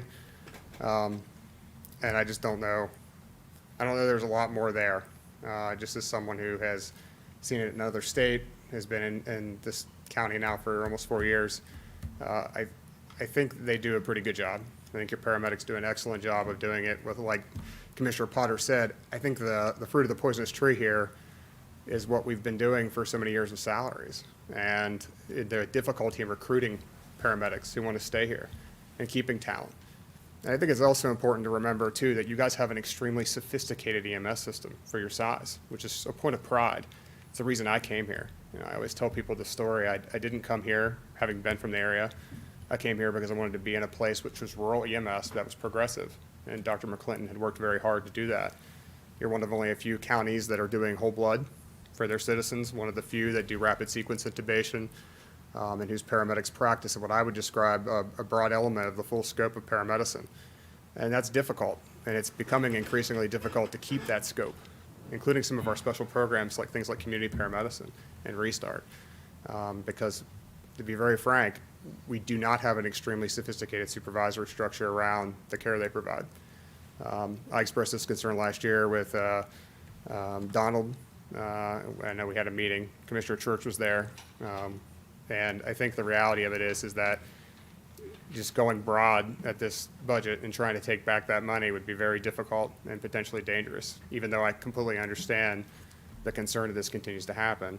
But I do think if you were to pull it out, my understanding of it, it comes back to our broad staffing issues. It comes back to the fact that we pay less than the majority of counties around us, that our paramedics filter out through attrition to other services. And to Trevor's credit, and to you guys' credit as well, and the approvals you made and the changes to the scheduling, that was a huge stopgap in stopping that. I mean, there was a point a couple months ago, I mean, almost a year ago, when we first went through this, where I was having the very serious discussion of coming to you and starting to pull services, things that we weren't even capable of doing anymore, things like rapid sequence intubation, whole blood.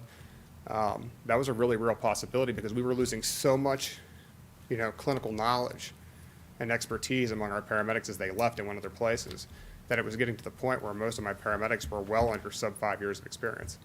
And I have to look at it as the medical director when we're approving things and go, can we safely affect these types of treatments? Can they be done by the paramedic and the talent pool that we have right now?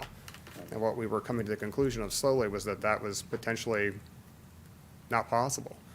And that bleeding was stopped.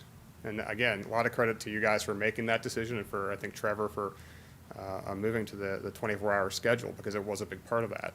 And I think, as Tony has said, a lot of the problems we're having are from that move. And don't get me wrong, every part of every service can do better. And I think there's a definite desire inside the service to do that. But I just don't know, just based on what I'm seeing, I'm telling you, just as the advisor, the person who sits and watches it, that there's a lot more room. And I do think, if we cut too much, we're getting in a position again, as Commissioner Potter said, in a couple of years, we're going to lose prized programs because we're not going to have a choice. And that includes maybe after the loss of a citizen. And I don't say that to be scary, I say it because it's something I'm really worried about long term. But we can always go back and add money. But right now, it's just like nobody knows where, until it shows up at the end of the year, and here's $500,000 or $750,000. You're talking about paramedics, good paramedics, but we're talking about overtime and mismanagement's what we're talking about. Commissioner Branch, I totally understand. To be honest, I don't want to pretend that I can speak to overtime budget. That's not my role, and it's not something I do inside the department. I really am here to make sure the medicine's good. And I get it. I do get where you're coming from. I'm just saying that if we just broadly pull from a budget that I think already we've made some compromises on this year, particularly around things like appropriate supervision and surveillance of our system, that we're in dangerous territory. We can always go back and add if we see they're doing better and they want something. It's really important. I guess I think we need to send a message to them too. It's got out of hand. I guess my other question too is my understanding, and I was just speaking to the staff in the back, is the idea would be to separate, you have essentially 3 separate directors. Is that the proposal that's being, you'd have an EMS, emergency services, and then communications? Is that the kind of broad fire marshal? Yeah. Communications is under the sheriff. Yeah. But it would be emergency management, EMS, and fire. Yeah. To help Trevor concentrate more on the EMS and the structure. So he would just be the EMS director. There would be no emergency services director any longer. No. Well, it would be Vic back there. Well, he's emergency management. Emergency management, yeah. Okay. Yeah, we would just separate those out. And it's the structure we used to have, I think, until former Commissioner Wilkie got appointed in that position first, so. And that could be just temporary. Yeah, we've just got to get a handle on the expenses. Yeah. That's where we're at. Yeah. Again, I see my role is to throw up a red flag. Right. That, and I want to be clear, a suit in some of these things would dwarf this budget. Oh, absolutely. A $20 million or more lawsuit is possible. if one of these paramedics makes a really critical error in some of these areas, if the surveillance is not there. A certain amount of, qualified immunity is definitely given to the county. But I think that Mr. Hall can tell you, there's only so far that goes. And the biggest thing is that we have a duty, really, I have a duty, is to supervise. Yeah. And our biggest area where we could be, really open as a county is in a failure to supervise these paramedics, which I think we're already doing in a very lean fashion already. And so I think not just only messing with the supervisory structure too much, but also just taking a hacksaw to the budget would be potentially dangerous. And that's just my one thing I wanted to add. Yeah, let me say this, and I don't mean to make anybody angry by saying this, but this year we asked Trevor to manage a budget prepared by Dino, okay? And that didn't go well, okay? This year Trevor submitted his own budget, and the budget he gave us is what he says he needs. If you hold him accountable to that budget, he doesn't have any out. He has to meet the numbers he said he could meet. If you go in and you cut his budget right now, you're giving him an automatic excuse. I can't meet that budget because I asked for 400,000 more and you told me no right out of the gate. So I don't know, if your goal is to hold him accountable, I don't know this is the best strategy. I don't disagree with the idea we need to get control of this, and I'll take some responsibility for it. I seen this happening back in November, December, and I didn't let y'all know. I should have. I did let management know at the time, but I should have just made sure you knew too. I didn't want to overstep my position at that time, but going forward, we can certainly make sure you know, and we can add that to that report, and not just them, every department in the county. We can show you their salary budget, what they've spent, how much they got left.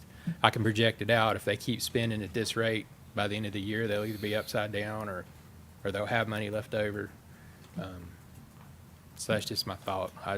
I'm not against what you're saying. I don't like this either. I don't like us going over budget. I feel personally that's kind of a failure on my part anytime we go over budget, because that's part of my job is to make sure that don't happen. So, I can see going over budget a few $1,000s here or there, that's something, but this, ain't no excuse. What did he budget 25, 26, this current budget? Let me get a look. You want to say something? You got it. Okay, come on. Yeah. Yeah, come on up, Jeffrey. You're his arm and extension here this evening. You're on the hot seat. Yeah. We love throwing you in the hot seat, Jeff.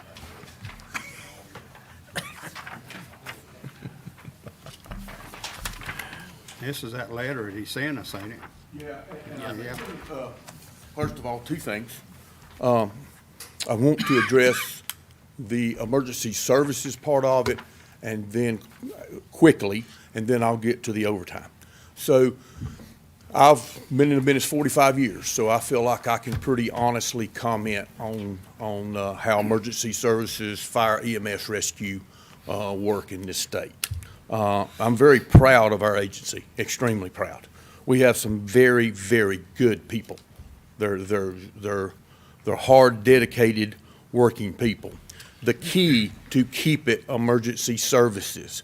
We all support each other during critical times. If it's a critical time for EMS, every one of us is at least an EMT basic. So we're on trucks, we're making sure we're doing lift assistance, we're supporting each other. If it's something that's heavy EMS is supporting us. If it's heavy fire marshal, we're all working together and supporting us. That's why that I think that concept is very clear, and I think you can look at any other county that has emergency services concept that works much better. That's point number one, that I'm making. This is not argumentative, it's just my point. And also, number two, we talk about, and I'm leading to the most important point, is since February 1st, we have been without a true EMS section chief, EMS director. That's their total concentration, was to concentrating on the actual running of the EMS, and then Trevor's job or any other emergency Services Director was the overall manager of it all. And because of hiring freezes, because of lapsed salary, and a lot of things, rightly so, that happens in government all the time.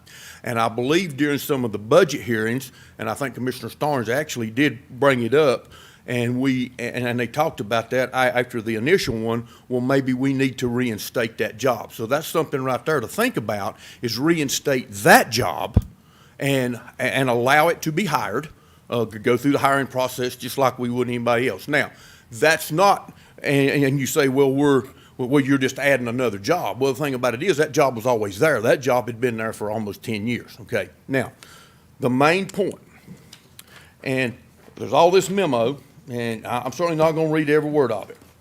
And we were concerned that this was not being addressed. Well, it has. So on the second page, and it starts additionally, and it talks about, the budget planning, how we discovered the positions and all that. That has a lot to do, Commissioner Branch, of us being, lack for a better word, a few $1,000s over budget up to a whole lot of $1,000s over budget. And since I think that, and I'm going to speak up for Tony, because I know Tony, Wayne, and even before Wayne with Donald, it was stressed strongly that this started being addressed. Now, how that was addressed, basically there was guidelines put in place that hey, look, you can't get but so much overtime. You cannot get it. You absolutely can't. We're going to have to work hard with our part-time staff to keep from that happen. Now, and it's a real tough balance, because one of the things we don't want is to brown out trucks. That is something we don't want to do. Last night, prime example last night, a lot of times statistical data will tell you that on Sundays is a lower call volume day. We had two major calls going on at the same time. We had the thing over at the meat packing, and then we had the truck going into RPM finishing. And the EMS was crazy. Myself, Vic, and others was out working last night about midnight. I actually went and done a lift to see us, because the North Fire was so tied up. And my whole thing is to each and every one of you, guys, we have not sat and allowed this to go crazy. Now, yes, it is way too much, and you're exactly right. We need to address this even harder, but it's not like since early in this month, early in the year, that we didn't start addressing this aggressively. And if you read the whole paper, now, as Tony said, it looks much worse than it actually is. So that is my take, gentlemen. I'm going to stand behind my boss. I always have. If I'm reading this correctly, if I understand it, but there was only $53,143.75 that was accredited to overtime. That's correct. So the other problems were. CPA to allow more on that, Commissioner. So the biggest issue looks like it was from salary and holiday pay. Correct. That's because we didn't account for it in the budget. In the budget that he, now, by no means am I throwing no one under the bus, in the budget that he inherited. Right.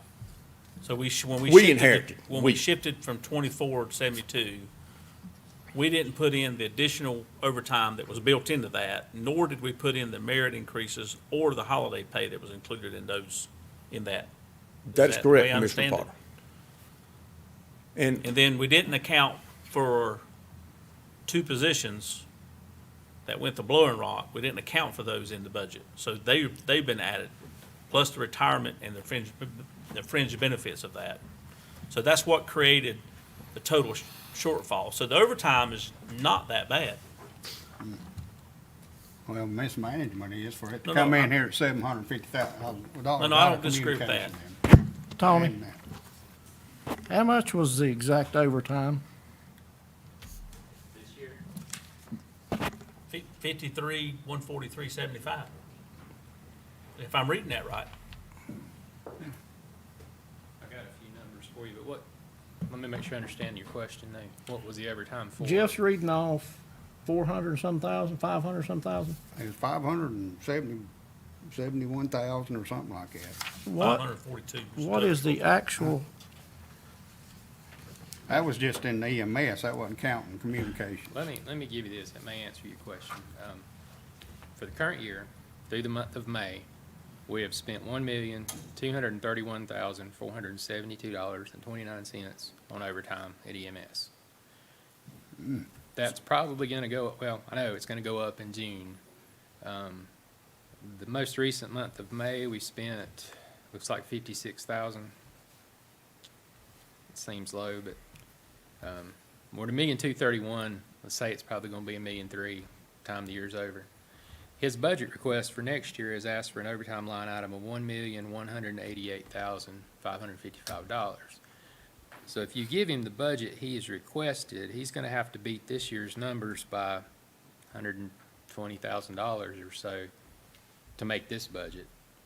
So, I think, he's not here to speak for it, but it appears that he has budgeted it at a lower amount than this year because he feels like he's gonna get a handle on it and reduce it. That is correct. That is indicated. How much of that million, that, what'd you say it was, one that we spent so far this year? $1,231,000. How much of that $1.2 million is built in overtime? Do we know? I don't know the answer to that. Because there's a big chunk's gonna be built into it. It's not, even though it's overtime, it's just a normal shift. Mr. Potter, there's some people, the way working the 24/72 can come out really good and never work an extra shift just because of the way holidays will fall. Right.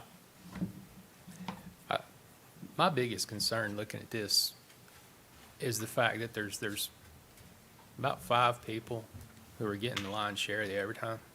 There's one fellow that's gonna make 6 figures this year as a paramedic. I think that's a big part of the problem.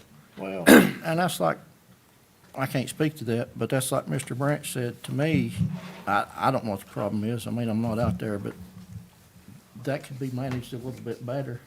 Even if it's gonna be that much, that should be shared with somebody else. Well, I think if this, I don't know it for a fact, but I suspect that this person who's making that much is one of the people that have been there a long time, probably good at their job, dependable. And because of that, they're making pretty good money per hour. And if you were to give some of that overtime to people who are not quite as, there long and making less per hour, then your total costs are gonna come down. So that'd be one way to diffuse some of this. Well, I also think that, and some of the EMS folks, Jeff, you can probably speak to this. I think what happens is people call in sick, people call in, take time off, whatever it is, and then they go to part-time. They can't find a part-time person. They don't step up, then they have to go to a full-time person. So what I see, and I don't know if it's been corrected, but what I've seen in the past is them letting 4 and 5 people off of one shift and having to backfill with full-time people. That just runs that cost up. Well, the policy only allows 3. However, there's always sickness. Is that recent? I think just 3. I Okay. think 'Cause it's I know just there's- 3. No, that, don't mean, but something that's a positive and something can always, is we're about 57% female. Well, females are their mothers. And Yeah. how many times, Happens a at lot. 12 midnight, everything's fine, and that lady's gonna be there ready to work her shift, Yeah. and then at 4 a.m., there's that young child, and Mama, I threw there, up. there we are. Yeah, Mama, I threw up. Yeah. Yeah, I know. And- I've been and there. I mean, and there's just, there's a lot of intangibles now. Yeah. And our call volume, our call volume is just, it's very high. We have some employees, and we talk about why some has a lot of hours. We got some employees, they wanna work their 24, and they wanna go home, and they don't wanna work anymore. And then you've got some, but then also too, if I'm a supervisor, and the last shift, we got hammered, then I certainly don't want to, I want to do my best to not brown out any trucks. Right. And sometimes that's, when you look at the pools, especially on holidays, this time of year is the worst. When it starts getting sunny, when it starts getting nice, people wants to do things, and then you've got that select few that you can always count on, and, it's a very happy medium that you come up, well, we didn't brown out a truck. So here is, I think, is a good example or a good measuring stick of when that we are aggressively trying to manage this, is when you've got employees that were used to getting a lot of overtime, used to getting things, and when you hear them say, well, I just don't like the way things are doing. I don't get as much overtime as I used to. Well, rightly so, because we're trying to manage it. Now, I mean, for me, to my pocketbook, I'm probably gonna be negative. Now, certainly that's not me, but I think that's a great indicator that not only Trevor, the captains, and a lot of the rest of the EMS staff is doing their dead level best to manage this the best they can. Because a lot of them, because they know that, they see me up here addressing y'all. And I said, well, guys, you've never been in our footsteps. Our footsteps is really tough. We got to maintain a credible, really good service, but then we also got to stay under budget for your tax money, my tax money, and all the rest of the tax money. And it's a very, very challenging balancing situation. I mean, it is, because, there's all kind of reasons for it. My take. So here's where I'm at, because we can talk about this all night. Here's where I'm at, and I'll let y'all figure it out, the rest of it. What I'd like to do is I don't know that we need to cut the budget. I came in thinking one thing, and I'm gonna change my mind. I have that prerogative.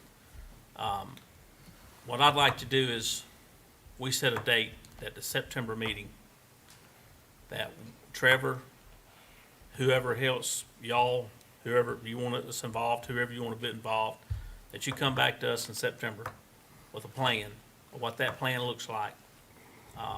If you can come back earlier, that's fine. Show us a plan on what the plan is to reduce overtime, what kind of policies have we changed, what kind of structure are we gonna put in place, and let's give him a chance to fix it. I mean, I go back to, again, he don't know what he don't know, and I don't think, when you look at, he ain't the only one that's got some fault in this, fellas. He's not. Tony's already admitted some, he can do better, we can all do better. I think we put, we put some hiring freezes in place. We've done some things that might have created some of this from a focus standpoint, that we've not been able to, we've not given him tools maybe that he needs in order to monitor that closely. Not having somebody in that seat from an EMS chief standpoint could be a little bit of a hindrance. There's not nobody watching it every day because he's doing other stuff, right? So I'd like to at least take a breath. Let's give him a chance to fix it. He come in here and said he would take care of this. Called me up and said, we're gonna change everything. We're gonna fix everything. I got ain't a thing fixed. We're under his watch, we're $750,000 in the hole, a penny on the taxpayer's money. 100% agree that it needs to be fixed, but we gotta, I think tonight's That's just conversation. unacceptable to the taxpayers for me to think that we're just gonna say, oh, no, you're good, don't worry about it. I just don't wanna run a risk of somebody not getting the service they deserve. Or I don't personally think it's about the service, and I think that's where we've got offline here. I mean, none of us wants to see the service drop. Yeah. If anything, it needs to pick up. But on the other side of the spectrum too, at what price does the taxpayer I get it. pay? For incompetence. Well, I wouldn't say that. I'd just say we got to get a handle on what's going on, and the question is, how do you want to do it? Right. But my point is, it's not all Trevor's fault. And we're putting this burden on Trevor, and I don't know that it's all his fault, so. I think it's all stirred back with the Lacey County manager, and I'm gonna leave it at that. So we don't need to bury him for, and I know what you're saying. So what's your suggestion? What would you say to do? Well, I'm gonna be honest with you. A lot of people's got different opinions, but I will say this. I couldn't afford in the business I run to have lost $750,000, or I'd be out of business because I was looking at myself. But here we're sitting here in front of the taxpayers in Caldwell County to do the right thing. The bottom line, and I'm not against anybody here, but That's a lot of money. I mean, I'll just tell you, I don't know what the fix is, but it needs to be fixed at some way, somehow. And like I said, we can't leave it all up to them. We're looking at us here at the table, and you're gonna have to get involved. If you wanna fix it, you're gonna have to get involved. And that's just the bottom line. But it's like I've said before, you can't be scared to say no. Correct. I mean, because you're not hindering yourself, you're hindering the people out here. And you know, a few minutes ago, you said a penny brought in $800,000. Right here, So, one so whole what is year your on suggestion? tax. What do you want, what do you think we should do with it? I mean, it ain't a matter, and I understand what the doctor said, wherever he was at, of taking money away. You know, my theory in life, is I was always told, you know, the more you make, the more you spend. The more you got, the more you're spending. Now, that compromise is gonna have to come somewhere along the line that, you know, this just ain't an open pocketbook, and I understand that. And I will tell you, Jeff, we don't want no ambulances shut down. That is not the bottom line of what we're talking about. I think everybody's got off base here. I think you talking about supervision, I'm not on that base. I'm on the base of, and I think everybody on y'all side has got excited. It ain't about cutting services. That's the last place that I wanna cut services. But the money's gonna have to get a handle on it. I mean, that's just all it is to it. And a lot of that comes with supervision and the right management. I will go back to your statement, Jeff, and I'm like you, this is just my opinion. There's nothing wrong with putting him over EMS only, okay? These other departments, you guys are gonna work together anyway. But when you accept a job as an EMS director, okay, emergency management director, that's not entailed to, and I'm not saying he is, but I've called him a couple times and he's told me where he's at, and I'm like, in my mind, why are you there? I mean, that is a management position, is what that is. Just real quick, guys, as a kind of parting thought, and I know Commissioner Church has heard this from me before. About a year ago, when we first started talking about some of these concerns we had, I started looking at our county and comparing it to give you guys an idea for the value that I think Caldwell County citizens get out of your emergency services. From a complexity, level of care, number of paramedics that we are supervising, you're most directly comparable, including the volume that your citizens use EMS, to Arlington, Virginia, which is a city with 280,000 people and who has an EMS and fire budget 3 times the size of Caldwell County. And it's a higher cost of living area, sure, but it doesn't account for the nearly triple budget that they have. I mean, we're running discount EMS service. And the reality of it is that we're doing our best, I think. And I think you have a very sophisticated EMS service. There are a lot of dedication to your staff and paramedics. And I think there's a lot of risk if we cut too much. They do an excellent job. I mean, I really get to work with these guys a lot. And to talk about Trevor's qualifications, Trevor, like myself, is actually one of the few graduates of one of this country's greatest EMS education programs. He's quite qualified for his position from a credentialing standpoint. He's young, just like I'm young, but just to kind of give you an idea, it has been a year. And I think if we can come together, and I will commit to do that. If you guys, we had a committee, a work group, I'll be there. I'll do my best to add, my expertise to help you guys make those decisions. But I don't want to use a cleaver.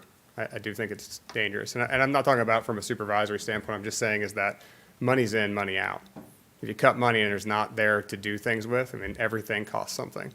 And I think what I'm saying is for the level of complexity of service you have, you really don't have much supervisory structure. I mean, just to give you guys a comparison to other states and counties I've been involved in, one of my biggest things I've always been surprised with here is how little you guys actually run the EMS service with from a supervisory standpoint. You don't really have a lot of people in management roles compared to other EMS services I've been involved with. And I'm a little spoiled. I came from a state with quite a lot of resources, and I certainly understand that. But I am constantly surprised at how much these guys do with what they have. It is a testament to them. They do a pretty remarkable job. We could be better, 100%. We all could be better, and I can commit to help them be better. But I think this county has a pretty good value EMS system. Thank you, guys. I think, to your point, I think y'all do a good job. But like I said, I think everybody's missing the cue here. I ain't got nothing against Trevor, and I don't know that anybody at this table does. It's not about Trevor. It's not about what kind of education he's got. He's inherited something. We understand that. But according to Tony, it just potentially got worse. Am I saying that correct, Tony? It's more of a management. It ain't got a thing to do with the quality of care. It ain't got anything to do with cutting vehicles. The bottom line is, I think we're all drawing for straws here. But at the end of the day, the bottom line is the overtime money being spent, we have got to get to the bottom of it. I'm not here as a commissioner to say, we don't want him as director, we're gonna fire him. That's not what nobody at this table's saying. And I think when you talk about the type of service we got, I fully understand y'all have got great service, but it's not about the service at this point. I think y'all do a great job. I think we need to figure out how to run that service more efficiently. Sir, I think it's very efficient already, is what I'm telling you. Okay. Yeah, I just, as someone who's, I'm the outsider, and I'll tell you, this is my expertise. It's dangerously efficient, is what I'm telling you. We need more supervisory structure, not less. And I'm telling you, as someone who has to look at it and go, oh my God, where's that big thing coming from? And I get it, we can be better. And I really don't think you're talking bad about Trevor. I don't want to make it out like that's what you're doing. I don't think that's what's going on. I think what I'm saying is there are structural elements to the way that this service is run from just how much we commit to it that make it very difficult. And there are elements about the EMS profession that make it very difficult to staff, that are not your fault, not this commission's fault, or really not anyone in Caldwell County's fault. It's a professional thing that is unique to the EMS profession. There's very high attrition. The average lifespan of a paramedic in this country is about 5 years. So you're basically constantly refreshing your EMS service. That's not just you guys, that's everywhere in the United States. And these are things that when I go to conferences, we talk about all the time. It's not unique to just Caldwell. So there's unique elements to staffing an EMS service, maybe different than, say, a water department or the county budget office or something like that are very different because we don't keep paramedics in this country because we, as a citizenry, we don't value them. We don't spend the time and energy to educate them, to train them, to respect them, and to keep them, and they have a hard job. I mean, these guys, because I have the same patients at the hospital. They're getting kicked and screamed at, yelled at all the time. It's a thankless job. And then you add on to the fact, as Commissioner Potter said, then you're starting from a lower salary base. And then you're trying to keep that talent pool. And really what you're looking for is what I'm saying is institutional knowledge. Because when you have a constant attrition of your paramedic workforce, that institutional knowledge is lost, which means that these people who can then train youngins and get them up to speed and get paramedics that can do a good job, they go away. And I actually can see it in the quality assurance.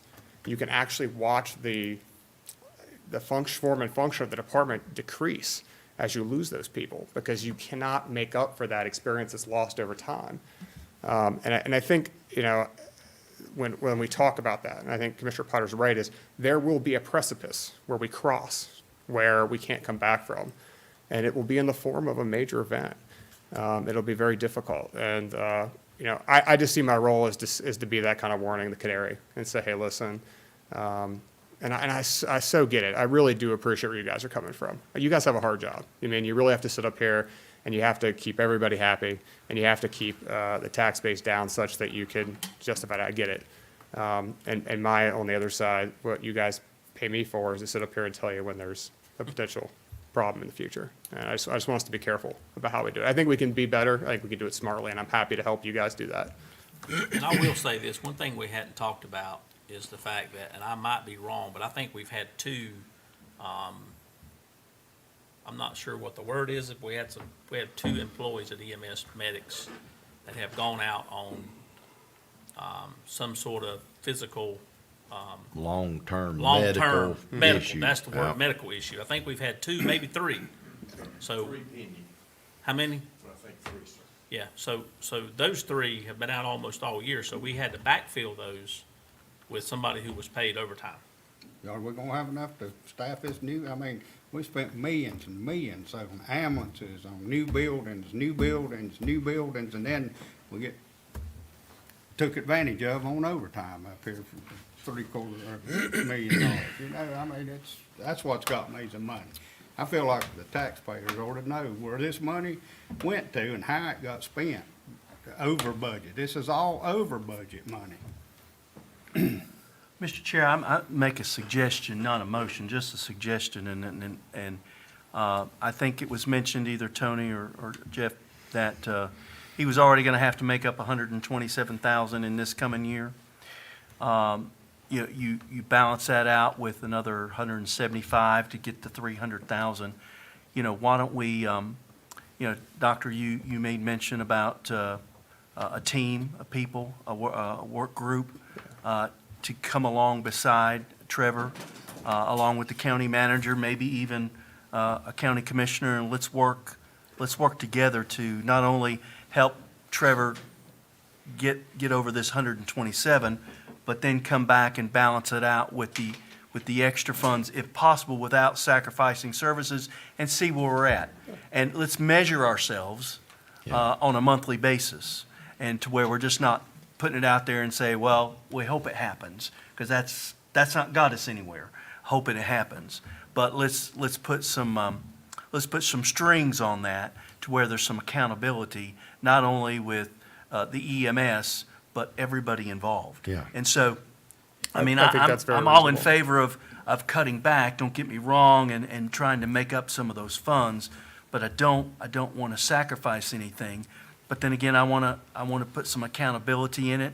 And if you've offered your services along with Jeff and Tony and everybody else from what I hear, well, let's do it. Yep. And I think that we'll have a better EMS service after we see that. And again, measure it on a monthly basis. That's how you do things. You measure things and measure it on a monthly basis and report back. And maybe there's some things that we don't know that we're doing incorrectly. Maybe there's some other things that we can learn in order to help our staff, because we don't want our staff burning out. I mean, we ain't even talked about that. Well, we did a little bit, because you talked about the life of a paramedic's about 5 years. We don't want to have trucks sitting vacant because we don't have anyone. So there's a lot more here to understand. The overtime and the money is a big piece of it, but I think we can learn a lot more if everybody's willing to pitch in, and let's dig in. That's a suggestion. Yeah. That's not But I an do emotion think- or anything. And it's basically what I was saying earlier, but I do think we need to, if we're gonna have a project, I work on a lot of projects, so we need a deadline. I'm sure you work on projects, so we need to have a deadline of, because if you don't, it's just gonna sort of drag out. So, I think that, giving you 60, 90 days to do that is appropriate. Well, to come up with a plan. Yeah, that's what I is mean, what kind you're of saying. which is what Mike's talking about, is, I think, Mr. Chairman, Put a you work could call it committee together. EMS oversight committee. Yeah, yeah. An I like EMS that. oversight committee. Yeah. I totally agree. And just bring up a good point, which is that, we come and go. Leadership, we serve at you guys' pleasure, but I really worry about the paramedics. Like, they're my guys. Like, that's who I think about. And And they like you, they speak highly of you too. I hope so. I try. I think- But, I worry about them, and I worry about their morale and making sure that they're out there and they have the resources they need to, save lives and do what they need to do, so. I think too, when you form a committee, regardless of who's on it, you need to be open-minded regardless whether it's a paramedic or not. Oh, yeah. When somebody's telling you something, and I've always said this about a business, you can see a lot more looking from the outside in than you can from the inside out, because you're used to that everyday dealings. When you're out here looking in, you see more than what you really realize. I can appreciate that. I think absolutely a wide variety of opinions would be valuable. Who Absolutely. wants to head this up? I'm happy to take the lead on it, and we'll Yeah. get some folks appointed. Yeah. And you guys tell us when you want to report something back. And I wouldn't mind being a part of it. I was gonna because say, got- one of us needs to sit on Yeah, that, I think. definitely, at least one. I think we all need to sit on it. Well, we can. Well, if you're Mr. gonna be Manager, a if part I of it, may, be a part of just it. in case y'all were waiting on me as you did this debate, I don't see any, on the procedural question that, of Chairman Branch's motion, I don't see any problem with amending a budget ordinance after you've adopted the initial ordinance, and you can do that on first reading, the motion being put forth tonight. Again, that's just the procedural question of whether you can amend the budget after it's passed. I don't see any prohibition on that. Obviously, the budget has to balance, so I assume Tony probably wants you to, if you make that motion, to direct it to another fund, whether it may be the contingency fund or general fund. Reduce the fund balance appropriation by equal amount. Yeah. And he suggested on personnel, we probably should just talk to Wayne about it, not talk about No. personnel changes or anything. Yeah, just let it be a management decision, so.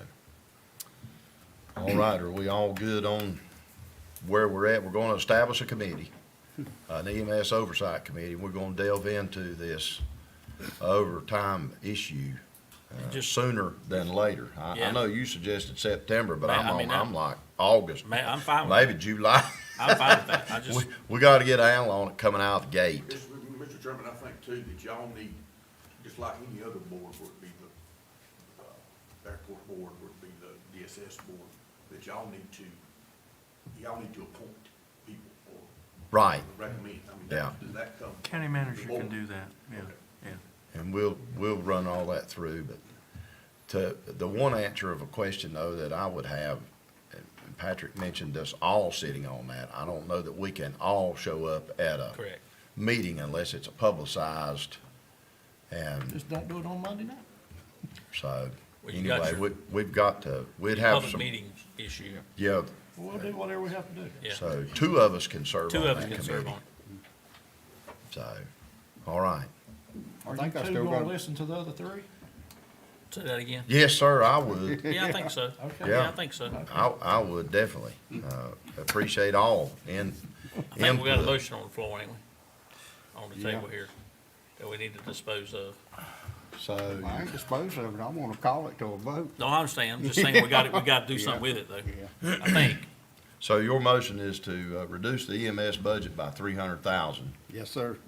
Can we amend that and say, but it could be added back in as Yes. deemed necessary? Oh, yeah, I wouldn't mind that at all, Okay, if we deem it necessary, yeah, Out of this coming budget. yeah. yeah. Okay. And I can go along with that part of it. So, any other discussion or comment there? Just as long as we can deem it back, I don't have a problem with it. Yeah.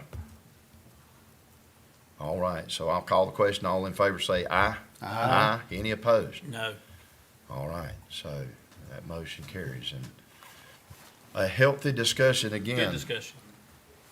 And some of those things that county managers and commissioners get to have fun with. So we appreciate everybody's patience and input, and looking forward to moving on. All right, so with that, I don't think there's anything else. We do have a closed session on our agenda this evening, so I make a motion we enter into closed session pursuant to General Statute 143-318.11A5 to discuss a matter relating to the acquisition of real property. Okay? So moved. We don't expect any decision out of that. That's right. Yeah, all in favor say aye. Aye. Thank you. Thank you, everyone, for being here this evening. You think I'm kidding? No, you're not.